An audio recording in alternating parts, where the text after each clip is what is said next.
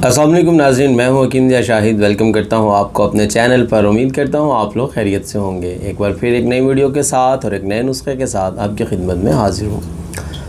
आज हम बात करेंगे अगर जिस्म से खून ज़ाया हो रहा है, मतलब कि खूनी बवासीर की वजह से या ख़वातीन के अंदर इस्तिहाज़ा का मसला आ जाता है, उसमें ब्लीडिंग बहुत ज़्यादा होती रहती है, और या जिस्म के किसी भी हिस्सा में कोई ऐसा ज़ख़म है जहाँ से खून नहीं रुक पा रहा, तो आज की दवा का जो मेन मकसद है वो बताने का ये है कि अगर बॉडी से कहीं भी खून ज़ाया हो रहा है किसी भी वजह से, तो उसको फ़ौरी तौर पर कैसे रोका जा सकता है, क्या इस्तेमाल करें कि फ़ौरी तौर पर असर हो और पहली खुराक ही अपना काम कर जाए। तो उसके लिए आज का नुस्खा है। तो इसमें कोई ज़्यादा लंबी चौड़ी तमहीद नहीं है कि क्या करना है, किस वजह से होता है। मैंने बता दिया कि खूनी बवासीर हो, इस्तिहाज़ा, ये दो मेन वजूहात होती हैं ख़वातीन में भी, मर्द हज़रात में भी। ख़वातीन में इस्तिहाज़ा का मसला होता है, मर्द हज़रात में इस्तिहाज़ा का मसला नहीं होता, लेकिन ख़वातीन में खूनी बवासीर हो जाती है, मर्द हज़रात को भी हो जाती है।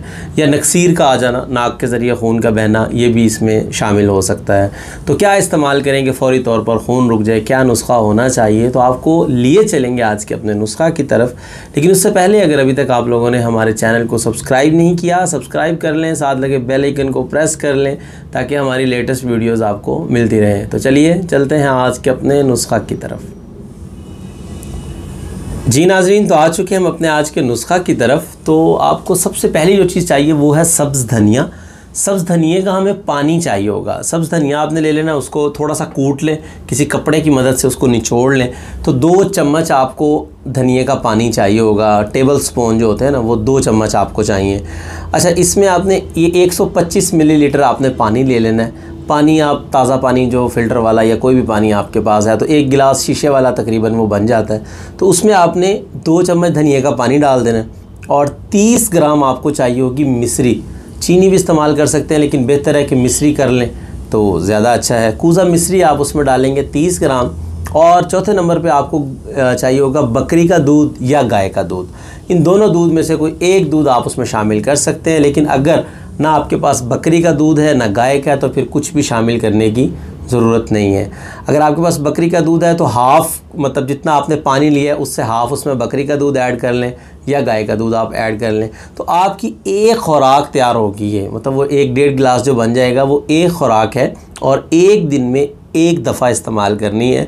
और आप देखेंगे कि पहली खुराक जब आप इसकी इस्तेमाल करेंगे, चाहे खूनी बवासीर है, चाहे ख़वातीन में इस्तिहाज़ा का मसला है, इंशाल्लाह पहली खुराक से ही ब्लीडिंग जो है वो रुकना शुरू हो जाएगी।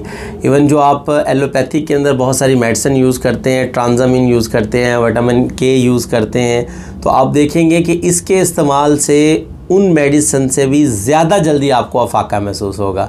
तो इतना मुजरब नुस्खा है ये, और इसको ज़रूर नोट कर लीजिएगा। और बड़ा सिंपल है, मतलब सारी चीज़ें आपको घर में मिल जाएंगी, कोई भी आपको बाज़ार से लाने की ज़रूरत नहीं है। अगर एमरजेंसी में ज़रूरत पड़ जाए आपको, तो आप इस नुस्खा को, एक बात ये याद रखनी है कि जिस्म के किसी भी हिस्सा से खून ज़ाया हो रहा है, सिर्फ इसी बात पे नहीं रह जाना कि खूनी बवासीर और इस्तिहाज़ा के लिए, मतलब कहीं से भी ब्लीडिंग हो रही है और नहीं रुक पा रही बड़ी कोशिश होने के बावजूद, तो ये नुस्खा इस्तेमाल करवा दें। इंशाअल्लाह वल अज़ीज़, अल्लाह के हुक्म से, क्योंकि शिफा उसी ने देनी है, ब्लीडिंग जो है वो रुक जाएगी।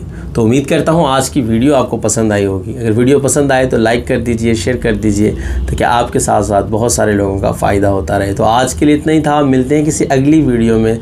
हकीम ज़िया शाहिद को इजाज़त दीजिए। अल्लाह हाफ़िज़।